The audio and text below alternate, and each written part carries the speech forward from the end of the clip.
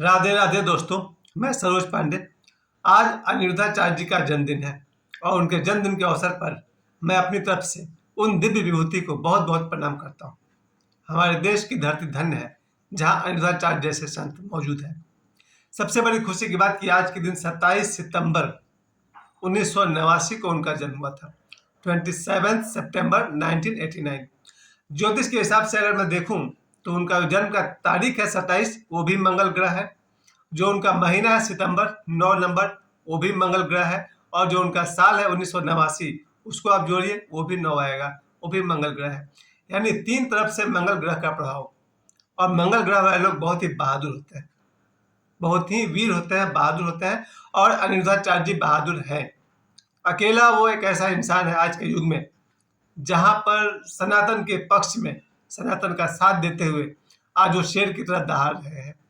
जहां हमारे देश के लाखों नौजवान सामने शराब का की बोतल और गिलास लेकर बैठा हुआ है, जहां एक तरफ नौजवान मोबाइल पर नाच गाने देख रहा है, वहां ये नौजवान अनिरुद्धाचार्य जी पूरे दुनिया में सनातन धर्म का और हिंदू धर्म का प्रचार कर रहे हैं। इस वीर पुरुष को बहुत बहुत प्रणाम करता हूँ और उनके विषय में कुछ बातें आपको बताना चाहता हूँ। पहली बात तो ये मैं कहना चाहता हूँ कि इनका जन्म भी मध्य प्रदेश में हुआ था, जबलपुर में हुआ था। याद कीजिए, इसी मध्य प्रदेश जबलपुर से ओशो भी है, उसी बुंदेलखंड से बाबा बागेश्वर भी हैं, और उसी जगह से, उसी धरती से, उसी धरती के भूभाग से अनिरुद्धाचार्य भी है। चूंकि ये आचार्य है, इन्होंने आचार्य की पढ़ाई की है, आचार्य की डिग्री भी इनके पास है। सबसे बड़ी जो गौरव की बात है वो ये है कि आज का नौजवान सिर्फ अपना पेट पालने में जहां लगा हुआ है कि लोग कैसे अपने परिवार के, चार परिवार का पेट चला ले, दो बच्चों को पढ़ा लिखा ले, पत्नी को बढ़िया से पाले पोसे, उस युग में आज 2024 में अनिरुद्धाचार्य जी सैकड़ों गायों को आज अन्न पानी दे रहे हैं, दाना दे रहे हैं। इनका जो आश्रम है, गौरी गोपाल आश्रम, वृंदावन में है। जरा सोचिए, मेरे जैसा आदमी जो मुश्किल से दो बच्चों का पेट भरने के बारे में सोचता है कैसे कमाएंगे, तो इन दो बच्चों की पढ़ाई लिखाई होगी, उनका पेट भरेंगे। और ऐसे में 2024 में ये वीर पुरुष अनिरुद्धाचार्य जी सैकड़ों गायों को प्रतिदिन भोजन करा रहे हैं। बहुत बड़ी बात है। एक गाय को भोजन कराने के लिए सोचना पड़ता है। आप कहिएगा डोनेशन से कराते हैं। डोनेशन कोई भी किसी को ऐसे ही नहीं देता है। मैं अगर कहूँ कि भाई मुझे आप लोग डोनेशन दीजिए, कोई देगा? नहीं देगा। योग्यता चाहिए।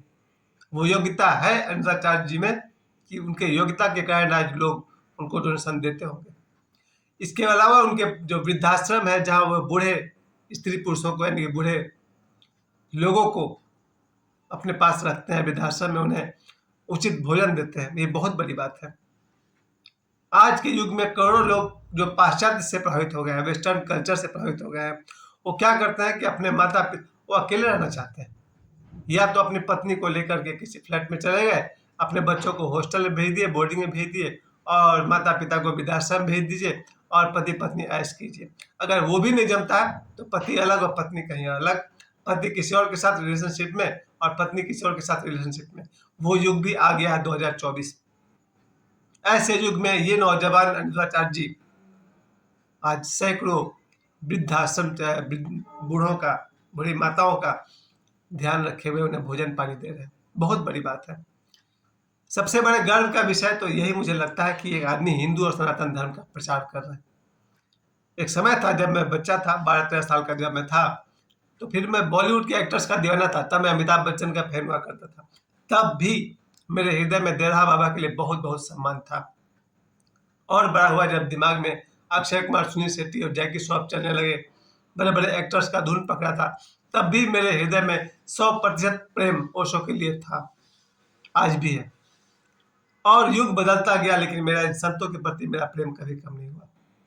इस देश में बहुत तरह के लोग रहते हैं, राजनीतिक रहते हैं, कलाकार रहते हैं, क्रिकेटर रहते हैं, एथलीट रहते हैं, लेकिन अगर किसी के चरणों पर सिर रखने का मन करता है तो अनिरुद्धाचार्य जी जैसे कथाकारों का, जैसे संतों के चरणों में सिर रखने का मन करता है।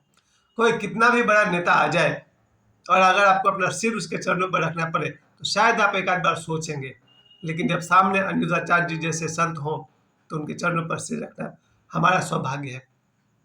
बहुत बड़े गर्व की बात है कि भारत भूमि पर हमेशा संत रहे हैं, चाहे वो वशिष्ठ हो या विश्वामित्र जी से लेकर के आज 2024 तक, आज के युग में जितने भी संत हमारे भारत में हैं, क्योंकि अब इस समय 2024 में सनातन धर्म सबसे ज़्यादा संघर्ष से जूझ रहा है, क्योंकि सनातन धर्म के ही करोड़ों हिंदू और सनातनी इन्हीं के खिलाफ बोलते हैं और लिखते हैं और पोस्ट डालते हैं। सबसे बड़ा दुखद बात जो यही है, सबसे बड़ी दुखद बात यही है कि हिंदू धर्म के लोग ही रामायण महाभारत और हमारे हिंदू धर्म के खिलाफ पोस्ट लिखते हैं, वीडियो बनाकर डालते हैं। यही है सनातन धर्म का, हिंदू धर्म का सबसे बड़ा दुर्भाग्य। ऐसे में थोड़े से लोग, जिनमें से एक अनिरुद्धाचार्य जी है, बाबा बागेश्वर है, प्रेमानंद जी हैं, और भी बहुत सारे संत हैं जिन्होंने हिंदू धर्म को, सनातन धर्म को मजबूत करने के लिए अपना पूरा जीवन दांव पर लगा दिया है। खतरा है, इन्हें भी मुश्किलों का सामना करना पड़ रहा। सबसे बड़ी जो हंसने की बात जो मुझे दिखाई पड़ी, कोई यूट्यूबर टाइप का आदमी था जो अनिरुद्धाचार्य जी से इंटरव्यू ले रहा था, उनसे अपने वीडियोज पर व्यूज पाने के लिए। जो यूट्यूबर था, एक यूट्यूबर था जो अनिरुद्धाचार्य जी का इंटरव्यू ले रहा था, उसने इंटरव्यू के दौरान ऊंचे आवाज में इनसे सवाल किया, ऊंचे आवाज में बात कर रहा था। मुझे लगा इस बदतमीज को बाहर निकालो पहले, उसे यही नहीं पता कि संत से किस तरह से बात किया जाता है। मुझे याद है ओशो के साथ रहते थे बॉडीगार्ड्स, बहुत ही हाई लेवल का बॉडीगार्ड था ओशो के पास, पता नहीं कितने खतरनाक उनके पास गन्स हुआ करते थे। मैंने वीडियो देखा है ओशो का, जब वो अमेरिका में थे, रजनीशपुरम में थे उस समय, बड़े बड़े गन्स लेकर के बैठे हुए हैं, ओशो के दोनों तरफ रहा करते थे। ओशो के सामने कोई ऊंची आवाज में कोई पत्रकार बात नहीं कर सकता था, क्योंकि उनके बॉडीगार्ड उठा के बाहर फेंक सकते थे, खतरा था। आज भी बाबा बागेश्वर के साथ 5 बॉडीगार्ड चलते हैं, ज्यादा उनके सामने कोई उड़ेगा तो खतरा ये कि बॉडीगार्ड उठा करके बाहर फेंक देंगे, और यही होना चाहिए था। अनिरुद्धाचार्य जी के साथ कोई बॉडीगार्ड तो मैंने देखे नहीं है, बहुत ही सादगी से वो अपना कार्यक्रम करते हैं, अपना सत्संग प्रवचन करते हैं, और उनके सामने ये यूट्यूबर बदतमीजी कर रहा था। तब मुझे लगा था अगर मैं वहां होता तो सबसे पहले तो उस यूट्यूबर को उठा के बाहर फेंकता, क्योंकि संत से बात करने की तमीज सीखनी चाहिए, संतों के चरणों में सिर रखने के लिए भी सौभाग्य चाहिए। आज अनिरुद्धाचार्य जी इस धरती पर बहुत बड़े हिंदू और सनातन धर्म के लिए वरदान की तरह है। सबसे जो बड़ी खुशी की बात होती है कि संत सिर्फ धर्म कर्म की बातें करते हैं, लेकिन अनिरुद्धाचार्य जी लोगों की निजी समस्या पर ही बात करते हैं। किसी महिला का पति शराब पीता है, उस पर भी अपने विचार देते हैं। कोई आदमी कोई और गलती करता है, उस पर भी बात करते हैं। यानी लोगों के निजी जिंदगी में, पारिवारिक जिंदगी में भी जो हलचल है, उसके लिए भी बात करते हैं अनिरुद्धाचार्य जी।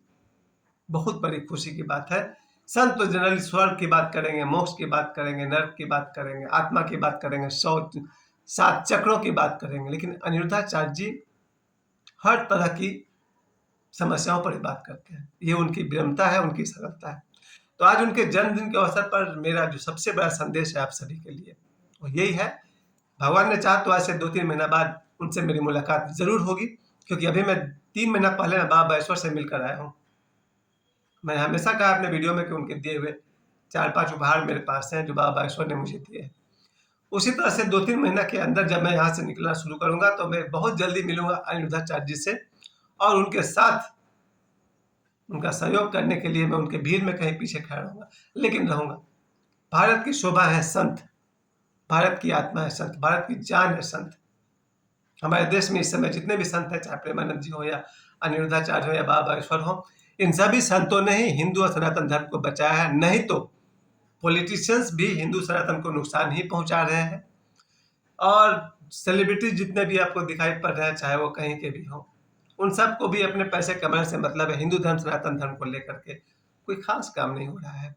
अगर कोई हिंदू धर्म और सनातन धर्म के लिए काम कर रहा है तो अनिरुद्धाचार्य जैसे संत, और आज उनके जन्मदिन पर मैं ये कहना चाहता हूँ कि उनको ही नुकसान पहुंचा रहे हैं हमारे ही हिंदू और सनातन धर्म के लोग। अभी मैं ये वीडियो डालूंगा और देखिएगा कितने हिंदू और सनातनी अनिरुद्धाचार्य जी के खिलाफ लिखना शुरू कर देंगे। क्यों? भारत को और सनातन धर्म को और हिंदू धर्म को सबसे बड़ा नुकसान कोई पहुंचाता है तो ये उसके अपने ही कुछ गद्दार लोग। ये बात मैंने हमेशा कही है। कई हिंदू ही हैं जो अनिरुद्धाचार्य जी जैसे संतों का या हिंदू धर्म का या सनातन धर्म का मजाक उड़ाते हैं।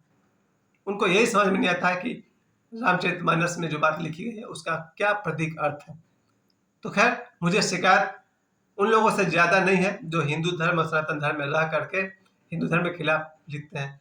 मेरा पूरा प्रशंसा उन लोगों के लिए है जो लोग अपना जान को भी खतरे में डाल करके हिंदू और सनातन धर्म की सेवा कर रहे हैं। उनमें से एक है अनिरुद्धाचार्य जी।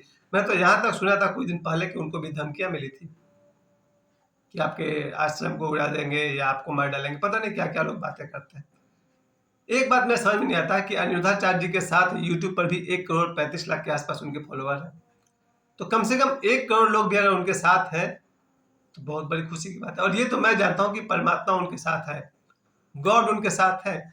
अगर परमात्मा उनके साथ नहीं होता तो वो भी हमारे तरह बैठ कर मोबाइल पर गाना देख रहे होते, किसी सिनेमा हॉल में बैठकर सिनेमा देख रहे होते, किसी मार्केट में जाकर के अपने परिवार को, बीवी बच्चों को शॉपिंग करा रहे होते। एक पारिवारिक पारिवारिक जिम्मेवारी को निभाते हुए अनिरुद्धाचार्य जी अपने पत्नी के साथ रहते हुए पति धर्म, अपने बच्चों के साथ रह करके पिता धर्म को निभाते हुए अपना पूरा जीवन अपने 24 घंटे न्यौछावर कर रहे हैं गो सेवा में, वृद्धों की सेवा में और सनातन और हिंदू धर्म के प्रचार में। उन पर गर्व है, मुझे बहुत बहुत गर्व है। और आप सभी लोगों को मैं अपनी तरफ से आचार्य अनिरुद्ध जी को यानी कि अनिरुद्धाचार्य जी को उनके जन्मदिन पर बहुत बहुत प्रणाम करता हूँ और आशीर्वाद उनका मैं चाहता हूँ। उम्र में मुझसे वो 15 साल 17 साल छोटे हैं, वो लगभग 35 साल के आसपास है और मैं 52 साल का हूँ। उसके बाद भी मैं कहता हूँ, मैं हाथ जोड़कर सिर झुकाकर उन्हें प्रणाम करता हूँ। हिंदू धर्म और सनातन धर्म के लिए जो आप कर रहे हैं, मुझे भी आशीर्वाद दें, मैं आपके साथ हूँ, आपके पीछे हूँ। मुझे समय देने के लिए आप सभी को बहुत बहुत धन्यवाद। और अनिरुद्धाचार्य जी को मेरी तरफ से बहुत बहुत उनके जन्मदिन की बधाई और जन्मदिन पर मेरी तरफ से चरण स्पर्श प्रणाम।